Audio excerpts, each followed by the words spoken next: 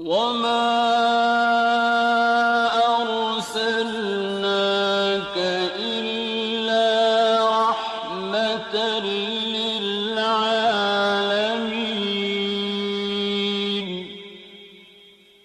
نبی کریم صلی اللہ علیہ وسلم بنی نوع انسان کے لیے اللہ کے آخری نبی ہیں، اور آپ پر نازل ہونے والی کتاب قرآن مجید اللہ تعالیٰ کی آخری کتاب ہے. لہذا نبی کریم صلی اللہ علیہ وسلم کی پاکیزہ زندگی امت مسلمہ کے لیے تا قیامت واجب الاتباع، رشد و ہدایت کا ابدی سرچشمہ اور ذریعہ نجات ہے. لقد كان لكم في رسول الله أسوة حسنة. یقیناً رسول اللہ کی زندگی تمہارے لیے بہترین نمونہ ہے. لہذا رحمت للعالمین کی سیرت مطہرہ کا مطالعہ ہر مسلمان کی زندگی کا لازمی حصہ قرار پایا. مسلمان مردوں، عورتوں اور بچوں کی اسی ضرورت کے پیش نظر نبی رحمت صلی اللہ علیہ وسلم کی سیرت طیبہ پر سیٹ تیار کیا ہے، جس کی تیاری میں قرآن مجید، صحیح احادیث اور مستند سیرت کی کتابوں سے استفادہ کیا گیا ہے. اس سیٹ میں سیرت النبی صلی اللہ علیہ وسلم کو مفصل طور پر بیان کیا گیا ہے. نبی صلی اللہ علیہ وسلم کی زندگی کے تمام پہلو اور واقعات ترتیب وار انتہائی دلچسپ انداز، خوبصورت آواز اور آسان الفاظ میں بیان کیے گئے ہیں. لیجیے سماعت فرمائیے رحمت للعالمین. سیرت نبوی کو مکمل طور پر بیان کرنا اس وقت تک ممکن نہیں جب تک اسلام سے پہلے اور بعد کے حالات کا تقابل نہ کیا جائے. اس لیے ہم اصل مضمون سے پہلے اسلام سے پہلے عرب کی کیفیت بیان کریں گے. عرب اقوام اور ان کی معاشرت کا نقشہ کھینچیں گے. پھر وہ حالات بیان کریں گے جن میں رسول اللہ صلی اللہ علیہ وسلم کی بعثت ہوئی. لفظ عرب کے لغوی معنی صحرا اور بیاب و گیاہ زمین کے ہیں. عہد قدیم سے یہ لفظ جزیرہ نمائے عرب اور اس میں بسنے والی قوموں پر بولا گیا ہے. عرب کے مغرب میں بحر احمر اور جزیرہ نمائے سینا ہے. مشرق میں خلیج عرب اور جنوبی عراق کا ایک بڑا حصہ ہے. جنوب میں بحر عرب ہے جو در حقیقت بحر ہند کا پھیلاؤ ہے. شمال میں ملک شام اور کسی قدر شمالی عراق ہے. ان میں سے بعض سرحدوں کے بارے میں اختلاف بھی ہے. کل رقبے کا اندازہ 10 لاکھ سے 13 لاکھ مربع میل تک کیا گیا ہے. نسلی اعتبار سے مورخین نے عرب اقوام کی 3 قسمیں قرار دی ہیں. نمبر 1 عرب بائدہ، یعنی وہ قدیم عرب قبائل اور قومیں جو بالکل ناپید ہو گئیں اور ان کے متعلق ضروری معلومات بھی دستیاب نہیں، مثلا عاد، سمود، تسم، جدیس، عمالقہ وغیرہ. نمبر 2 عرب عاربہ، یعنی وہ عرب قبائل جو یعرب بن یشجب بن قحطان کی نسل سے ہیں. انہیں قحطانی عرب کہا جاتا ہے. نمبر 3 عرب مستعربہ، یعنی وہ قبائل جو سیدنا اسماعیل علیہ السلام کی نسل سے ہیں. انہیں عدنانی عرب کہا جاتا ہے. عرب عاربہ یعنی قحطانی عرب کا اصل گہوارہ ملک یمن تھا. یہیں ان کے خاندان اور قبیلے مختلف شاخوں میں پھوٹے، پھیلے اور بڑھے. ان میں سے 2 قبیلوں نے بہت شہرت حاصل کی. ایک ہمیر جس کی مشہور شاخیں زید الجمہور، قزاع اور سکاسک ہیں.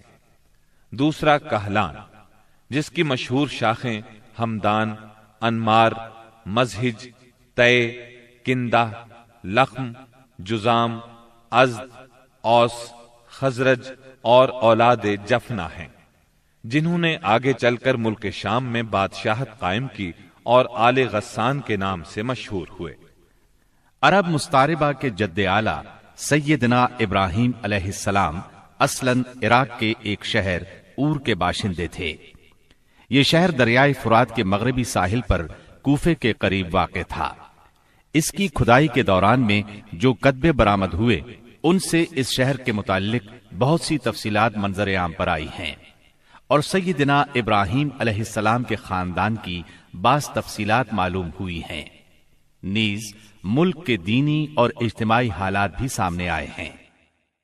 سیدنا ابراہیم علیہ السلام یہاں سے ہجرت کر کے شہر حران تشریف لے گئے تھے، اور پھر وہاں سے فلسطین جا کر اس کو اپنی دعوتی سرگرمیوں کا مرکز بنا لیا، اور دعوت و تبلیغ کے لیے یہیں سے اندرون و بیرون ملک آتے جاتے رہتے تھے۔ ایک بار آپ مصر تشریف لے گئے۔ فرعون نے آپ کی بیوی سیدہ سارہ علیہ السلام کی کیفیت سنی تو بدنیت ہو گیا، انہیں بری نیت سے اپنے دربار میں بلایا، لیکن اللہ نے سیدہ سارہ کی دعا کے نتیجے میں غیبی طور پر فرعون کی ایسی گرفت کی کہ وہ ہاتھ پاؤں مارنے لگا۔ اس کی نیت بد اس کے منہ پر مار دی گئی، اور وہ اس حادثے کی نوعیت سے سمجھ گیا کہ سیدہ سارہ اللہ کی نہایت خاص اور مقرب بندی ہیں۔ وہ ان کے اس وصف سے اس قدر متاثر ہوا کہ اپنی بیٹی ہاجرہ کو ان کی خدمت میں دے دیا۔ پھر سیدہ سارہ نے سیدہ ہاجرہ کو ابراہیم علیہ السلام کی زوجیت میں دے دیا۔ ابراہیم علیہ السلام ان دونوں کو لے کر فلسطین واپس تشریف لائے۔ پھر اللہ نے سیدہ ہاجرہ کے بطن سے ابراہیم علیہ السلام کو ایک فرزند ارجمند اسماعیل علیہ السلام عطا فرمایا۔ سیدہ سارہ بے اولاد تھیں، اس لیے انہیں بہت غیرت آئی، اور انہوں نے سیدنا ابراہیم علیہ السلام کو مجبور کیا کہ سیدہ ہاجرہ کو ان کے نوزائیدہ بچے سمیت جلا وطن کر دیں۔ حالات نے ایسا رخ اختیار کیا کہ انہیں سیدہ سارہ کی بات ماننا پڑی، اور وہ سیدہ ہاجرہ اور اسماعیل علیہ السلام کو لے کر حجاز تشریف لے گئے۔ وہاں انہیں ایک بے آب و گیاہ وادی میں اتار دیا۔ اسی جگہ آج بیت اللہ ہے، اس وقت نہیں تھا، صرف ٹیلوں کی طرح ابھری ہوئی زمین تھی۔ سیلاب آتا تو دائیں بائیں سے کترا کر نکل جاتا تھا۔ وہیں مسجد حرام کے بالائی حصے میں زمزم کے پاس ایک بہت بڑا درخت تھا۔ آپ نے ان دونوں کو اسی درخت کے پاس چھوڑا تھا۔ اس وقت مکے میں پانی تھا نہ انسان، اس لیے سیدنا ابراہیم علیہ السلام نے ایک توشہ دان میں کھجوریں اور ایک مشکیزے میں پانی رکھ دیا۔ اس کے بعد فلسطین واپس چلے گئے۔ ادھر چند ہی دن میں کھجوریں اور پانی ختم ہو گیا۔ سخت مشکل پیش آئی، مگر اس مشکل وقت میں اللہ کے فضل سے زمزم کا چشمہ پھوٹ پڑا اور ان کے لیے خوراک کا سامان بن گیا۔ اسماعیل علیہ السلام جب جوان ہوئے تو جرہم قبیلے سے عربی سیکھ لی۔ یہ قبیلہ وہاں پانی دیکھ کر آباد ہو گیا تھا۔ اس قبیلے کے لوگ انہیں پسند کرنے لگے تو ان لوگوں نے اپنے خاندان کی ایک خاتون سے ان کی شادی کر دی۔ اسی دوران میں سیدہ ہاجرہ کا انتقال ہو گیا۔ ادھر سیدنا ابراہیم علیہ السلام کو خیال آیا کہ اپنا ترکہ دیکھنا چاہیے، چنانچہ وہ مکہ معظمہ تشریف لے گئے، لیکن سیدنا اسماعیل علیہ السلام سے ملاقات نہ ہوئی۔ بہو سے حالات دریافت کیے، اس نے تنگ دستی کی شکایت کی۔ آپ نے وصیت کی کہ اسماعیل آئیں تو کہنا اپنے دروازے کی چوکھٹ بدل دیں۔ سیدنا اسماعیل علیہ السلام اس وصیت کا مطلب سمجھ گئے۔ انہوں نے بیوی کو طلاق دے دی اور ایک دوسری عورت سے شادی کر لی جو جرہم کے سردار مزاز بن عمرو کی صاحبزادی تھی۔ ان کی دوسری شادی کے بعد ایک بار پھر سیدنا ابراہیم علیہ السلام مکے تشریف لے گئے، مگر اس مرتبہ بھی سیدنا اسماعیل علیہ السلام سے ملاقات نہ ہو سکی۔ بہو سے حال پوچھا تو اس نے اللہ کی حمد و ثنا بیان کی۔ آپ نے وصیت کی کہ اسماعیل اپنے دروازے کی چوکھٹ برقرار رکھیں، اور فلسطین واپس ہو گئے۔ اللہ تعالی نے مزاز کی بیٹی سے اسماعیل علیہ السلام کو 12 بیٹے عطا فرمائے۔ ان 12 بیٹوں سے 12 قبیلے وجود میں آئے اور سب نے مکے ہی میں رہائش اختیار کی۔ ان کے حالات زمانے کی گرد میں دب کر رہ گئے۔ صرف نابت اور قیدار کی اولاد گمنامی سے محفوظ رہی۔ قیدار بن اسماعیل علیہ السلام کی نسل مکہ معظمہ ہی میں پھیلتی پھولتی رہی، یہاں تک کہ عدنان اور پھر ان کے بیٹے معد کا زمانہ آ گیا۔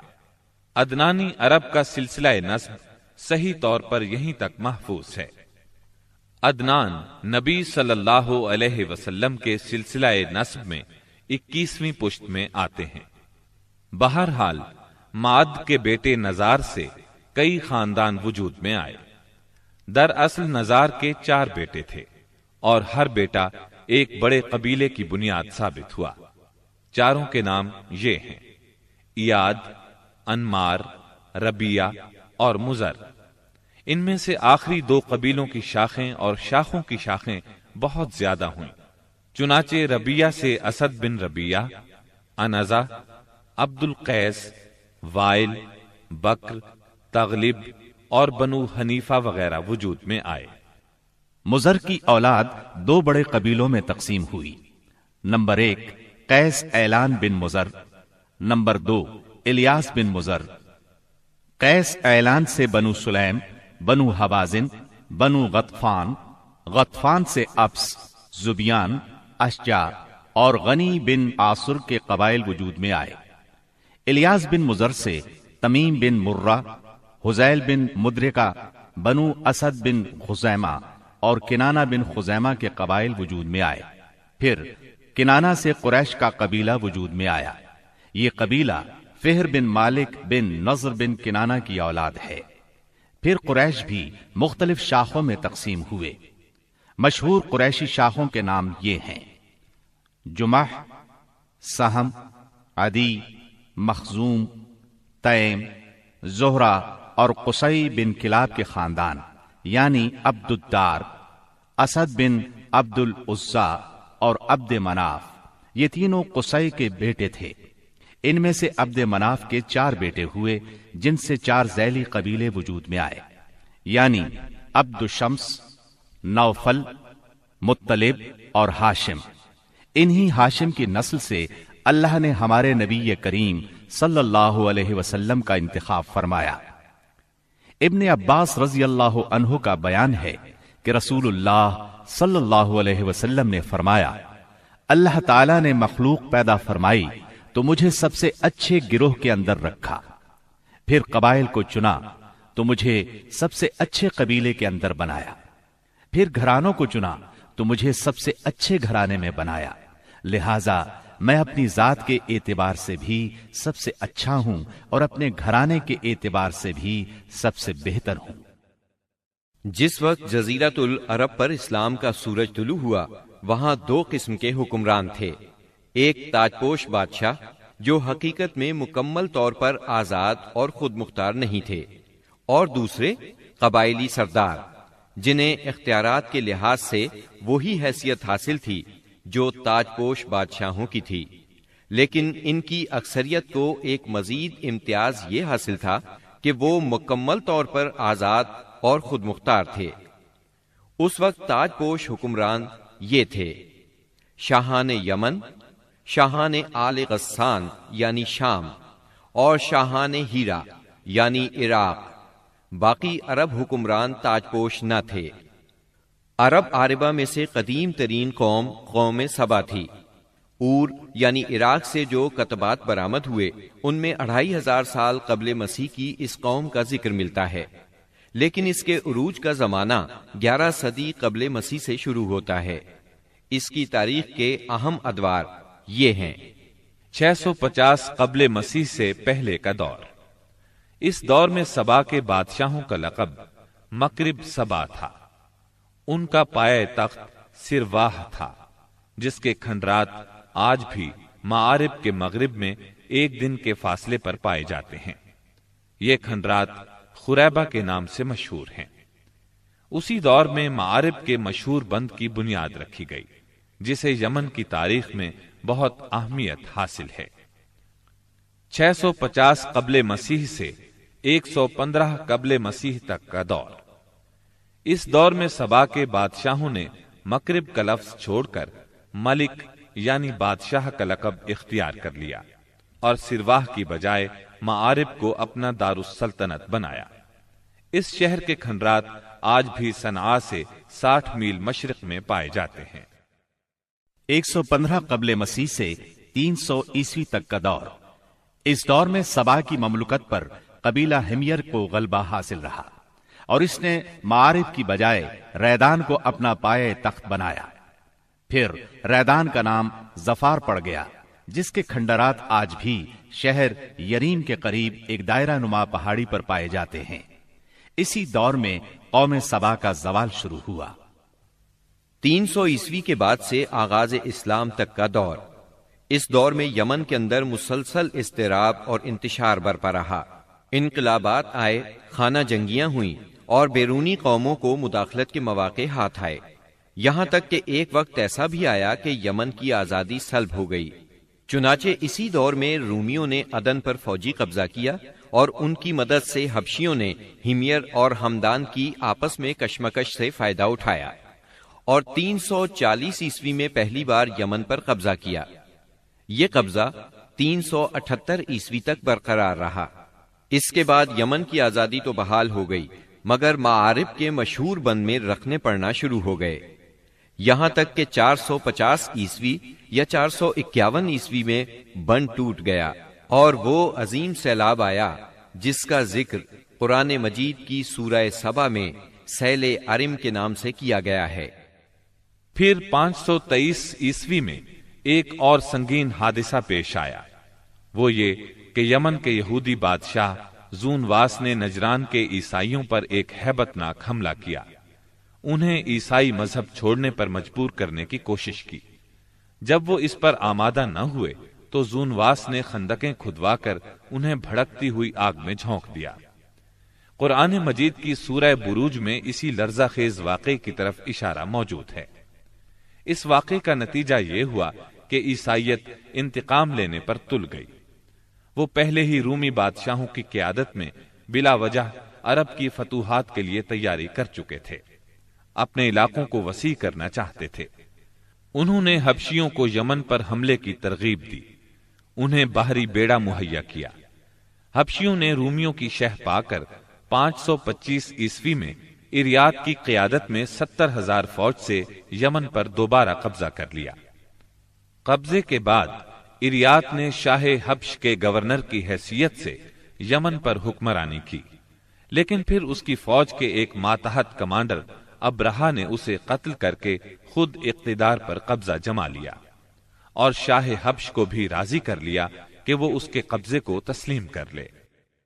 یہ وہی ابرہا ہے جس نے بعد میں خانہ کعبہ کو ڈھانے کی کوشش کی اور ایک لشکر جرار کے علاوہ چند ہاتھیوں کو بھی فوج کشی کے لیے ساتھ لایا، جس کی وجہ سے یہ لشکر اصحاب الفیل کے نام سے مشہور ہوا۔ عراق اور اس کے نواحی علاقوں پر سائرس اعظم کے زمانے ہی سے اہل فارس کی حکمرانی چلی آ رہی تھی۔ اسے کوروش کبیر، خورس یا سائرس ذوالقرنین بھی کہا جاتا ہے۔ اس کا زمانہ 557 تا 529 قبل مسیح ہے۔ اس کے مقابلے میں کسی کو آنے کی جرت نہیں تھی، یہاں تک کہ 326 قبل مسیح میں سکندر مقدونی نے دارا اول کو شکست دے کر فارسیوں کی طاقت توڑ دی، جس کے نتیجے میں ان کا ملک ٹکڑے ٹکڑے ہو گیا اور طوائف الملوکی شروع ہو گئی۔ یہ انتشار 230 عیسوی تک جاری رہا۔ اسی دوران میں قحطانی قبائل نے اپنا وطن چھوڑ کر عراق کے ایک بہت بڑے اور شاداب سرحدی علاقے پر بود و باش اختیار کر لی۔ پھر عدنانی لوگ اپنا وطن چھوڑ کر اس طرف آئے، انہوں نے لڑ بھیڑ کر جزیرہ فراتیہ کے ایک حصے پر اپنا قبضہ جما لیا۔ ادھر 226 عیسوی میں اردشیر نے جب ساسانی حکومت کی داغ بیل ڈالی تو رفتہ رفتہ فارسیوں کی طاقت ایک بار پھر پلٹ آئی۔ اردشیر کے عہد میں حیرہ، بادیات العراق اور جزیرے کے ربیعی اور مزری قبائل پر جزیمت الوضاح کی حکمرانی تھی۔ شاہان حیرہ کے پاس فارسی فوج کی ایک یونٹ ہمیشہ رہا کرتی تھی، جس سے بادیہ نشین عرب باغیوں کی سرکوبی کا کام لیا جاتا تھا۔